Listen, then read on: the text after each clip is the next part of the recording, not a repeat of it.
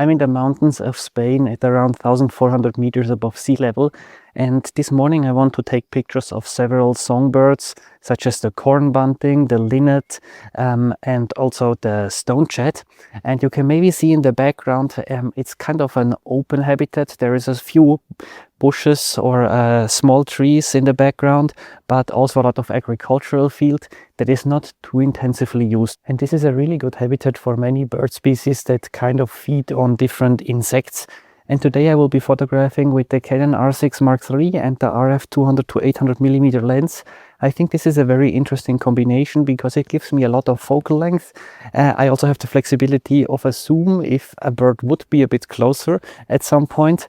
And I will need this focal length because many of the species are rather shy and all of them are quite small. However, this is not a gear review. I rather want to give you some tips how to get more interesting bird pictures, how you can maybe approach the birds in these situations. So most of the tips I will be giving during this video are applicable to basically all camera brands.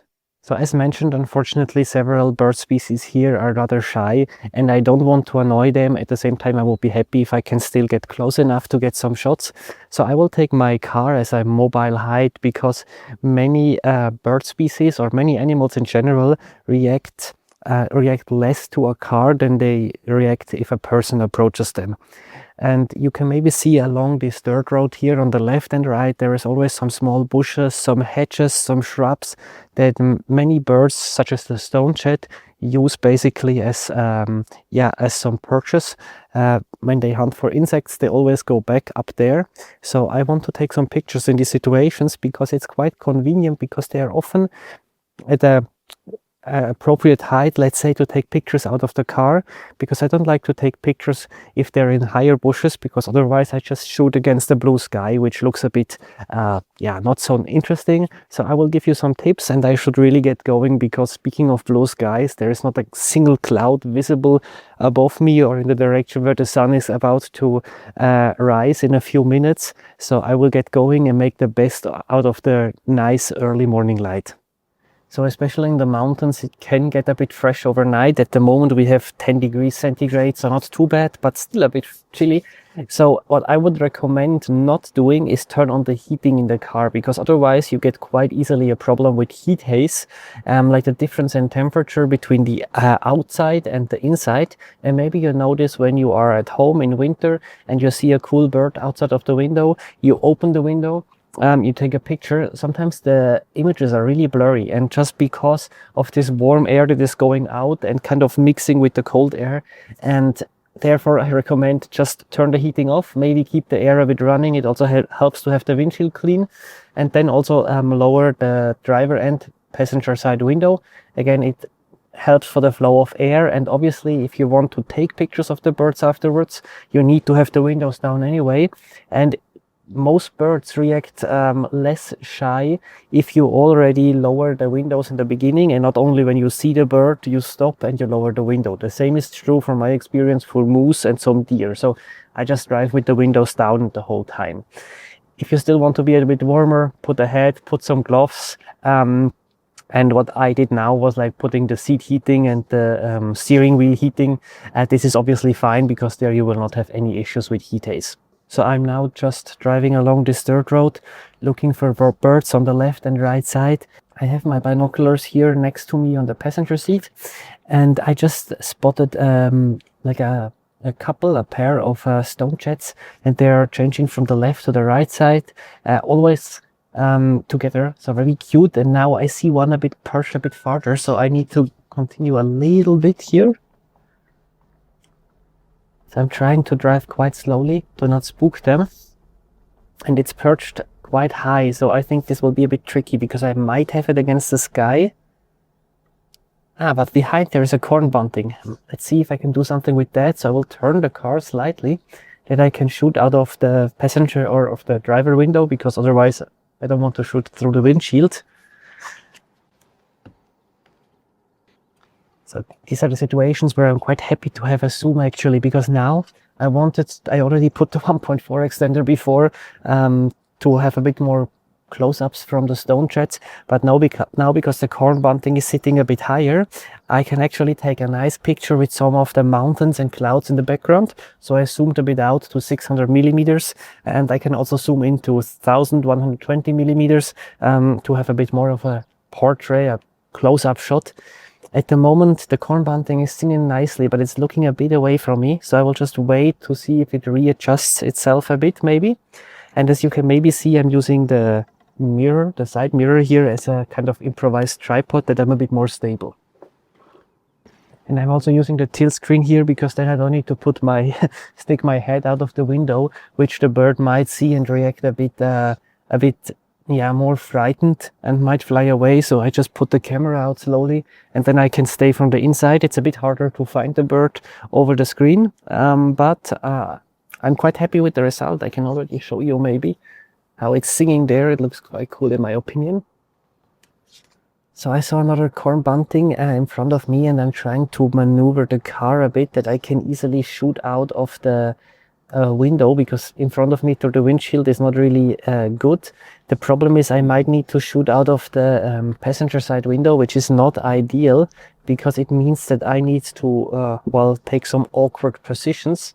But if in the end, this road is quite tight, if in the end I get a nice shot, it's worth it. Let me try. Okay, yeah, now the problem is I have a less stable position. So I need to dial in a bit a shorter shutter speed, otherwise I end up with too many blurry shots. That's quite cool, it's really singing. And I might need to get a little bit closer or farther away, because at the moment I still have like a line in the background that separates it a bit. I have on top the forest and on the bottom the rather bright green field. So either I go a bit more back and I have only the field, or I go more in front and only have the forest. Let me try. So what can sometimes happen is that the camera accidentally focuses on the background, and then it basically ignores the bird in the foreground, even if you have the subject detection activated. And there's a few options to get around that. One would be to try with a single point AF to switch to that quickly. Another option that I like is to just manually override the focus. This doesn't work with all RF lenses though, but with some of them it works. And the third thing would just be to focus on like the bush, on the bigger part of the bush or the shrub or whatever, or on a meadow that is close to the bird in sense of distance, so more or less at the same distance, and then it should easily find the bird afterwards. I have released an ebook about the autofocus system of both Canon EOS R and Nikon Z cameras, and brand new is a setup guide of the Canon R6 Mark III that explains all the settings of the camera, not just autofocus, that really helps you to get most out of the camera. Of course, it also includes the button customizations so that you can quickly switch between different settings for different situations. So it's now like 50 minutes after sunrise and the light is getting a bit harsher. So it's still okay to take pictures, but I need to be a bit more, to think a bit more about the light and really try to keep it as much as possible in my bag, that it's kind of lighting the subject very evenly and directly from the front, that I don't have any annoying shadows. And this makes it a bit trickier because obviously I cannot change the course of the street. But I'm a bit lucky because I would say around 20-25 meters away there is a corn bunting singing on a perch, and it's basically the only perch that I can see in the surroundings that is still in the shadow, just because there's a tree behind.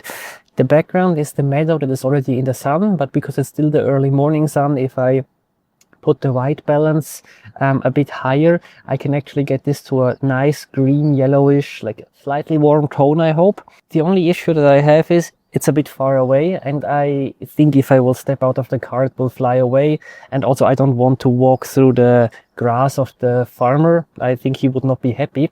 So what I did, I actually used the 2x extender. 2x extenders on zoom lenses, is this a smart idea?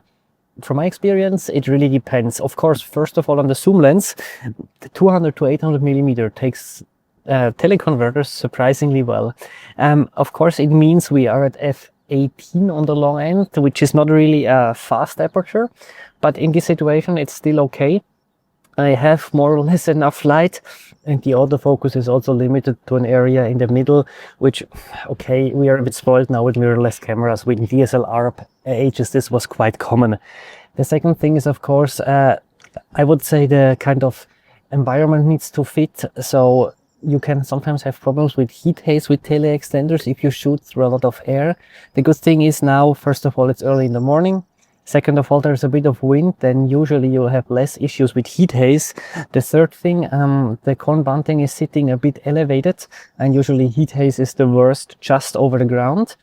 And the last thing, I'm not shooting over a crazy long distance. Even though I used a 2x extender for 1600mm of focal length, it's still probably 25-30 meters away, which is not too bad. And the only issue I had a bit was that the branch was slightly moving, so I needed to dial in a shorter shutter speed, but I'm quite happy with the result that I got. So the light is starting to get a bit harsh, even if I have it directly behind me. I don't like it so much anymore, and this is why for this type of photography I actually prefer not blue skies but a bit overcast days, because then with the clouds I get a very diffuse light and I can actually shoot in basically all the direction that I want without needing to worry about any shadows or the image not looking good anymore. I usually also prefer to go more for photography on foot rather than with the car for various reasons. First of all, I enjoy nature more, and also from the environmental perspective, I prefer not to use the car when possible. However, I want to put it a bit into perspective. I checked how much energy I used this morning, and it was 1% of the car's battery that I used for 1.5 hours for photography, since I'm driving rather slow. So I think that's also not too bad. And as I mentioned, the birds are less intimidated by the car than they are by me as a person. So I used the 200 to 800mm lens for this video for several reasons. One was that a zoom can actually be useful, as I showed you, to include a bit more of the surroundings in some situations. And the second was that I know that many of you are also having a zoom lens. It can be the 200 to 800, it can be 100 to 500, 200 to 600, or 400 to 800mm from Sony, whatever, but a zoom lens that is not the fastest lens. And I wanted to show you that you can also take very nice images with this lens. Well, I hope you find the images nice, but you can take some images with this lens and give you some specific tips when taking pictures with these lenses rather than my 600mm f4. Of course, sometimes I would have liked a bit larger aperture, especially early in the morning, or when I was using the 2x extender. I mean, f18 is really not that great, but still I think it worked quite well. Due to the really good image stabilizers in modern cameras and lenses, kind of motion blur due to camera shake is usually not so much of an issue. Usually I need to shorten the shutter speed, not because of that, but because the animal is moving or the perch is moving in the wind or something like this. That being said, the main reason why I usually prefer my 600mm f4 over a zoom lens like this is actually the background separation. But this was also not so much of an issue here, because first of all, the background was often just a meadow that was quite homogeneous, and I tried to avoid like having hard lines, for example the border between the forest and the meadow, or a street going through in the background. I tried to avoid that by positioning myself slightly different. And the second thing to consider is that because the birds are quite small and I was taking them not completely frame filling but rather large in the frame, this meant that I have a rather large magnification ratio, and therefore the background blur is quite easy to achieve. You maybe notice if you do some macro photography of dragonflies, damselflies, butterflies, whatever, that usually in these situations a smaller aperture is really not an issue, because you actually even need more depth of field in some situations. I hope this video was helpful for you. If you want more tips about bird photography in general, I have an ebook just about that. And if you want to have more tips about camera specific settings, then please check out my ebooks for Canon and Nikon cameras as well.